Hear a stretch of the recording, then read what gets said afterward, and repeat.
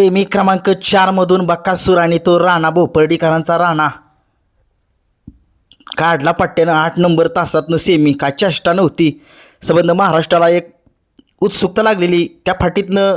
आजच्या मैदानामध्ये तास क्रमांक 8 मधून गाडीने एकसुद्धा गटसुद्धा काढला नव्हता आणि मागंसुद्धा मैदान झालेलं तुम्हाला माहिती आहे. तिथून गटसुद्धा निघत नाही त्या गाडीला त्या फाटीवरून, कारण की ती फाटीच त्या पद्धतीची तशी आहे. आणि नक्कीच आज या बकासूरने आणि दाखवून दिलं की या बैलगाडा क्षेत्रातला देव त्याला का म्हटलं जातं.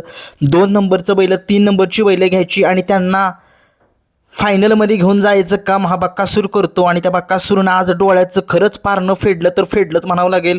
कारण तुम्ही बघितलं आज बकासूर वेगळ्याच फॉर्ममध्ये होता. सकाळी पण तुम्ही बघितलं सुट्टाच काढला त्यानं गट. मी सकाळीच म्हटलेलं की आज बकासूर काय वेगळ्याच पद्धतीनं पळतोय, परंतु आज ही डोळ्याचं पारणंच फेडलं या बकासूरने. दाखवून दिले संबंध महाराष्ट्राला तो या बैलगाडा क्षेत्रातील किंग आहे आणि किंगच आहे. टायगर अभी जिंदा आहे आणि नक्कीच तशाच पद्धतीनं तो पळाला. आणि नक्कीच संबंध महाराष्ट्राच्या नजरा आता फायनल वरती राहिल्यात. बकासूर आता सगळ्या महाराष्ट्राला वाटलं की बकासूरचा दुसरा नंबर आलाय सेमी क्रमांक त्या 4 मध्ये, परंतु ती जी गाडीनं जी निकाल घेतलेली तास क्रमांक 7 वरून ती गाडी जी आहे ती फॉल झालेली आहे. ते तोंडाला निकाल घेताना फाटीमध्ये शिरली आणि गाडी फॉल झाली आणि बकासूरना हा निकाल व्हाय 100% दिलेलाच आहे.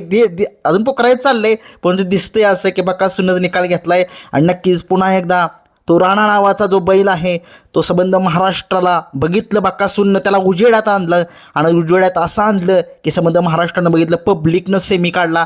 पब्लिकचा बेताज बादशाह आहे हा बकासूर. आणि हा बकासूर सगळ्या महाराष्ट्राचा जीव आहे, काळीज आहे, काळजाचा तुकडा आहे हा बकासूर. आणि नक्कीच आज या बकासूरने कमाल केली तर केलीच म्हणावी लागेल. खूप साऱ्या शुभेच्छा. आता सेमी काय मी सांगत नाही, कारण की बकासूरच आपल्याला महत्त्वाचा पाहिजे होता आणि बकासूरनं काढला शेबी. धन्यवाद.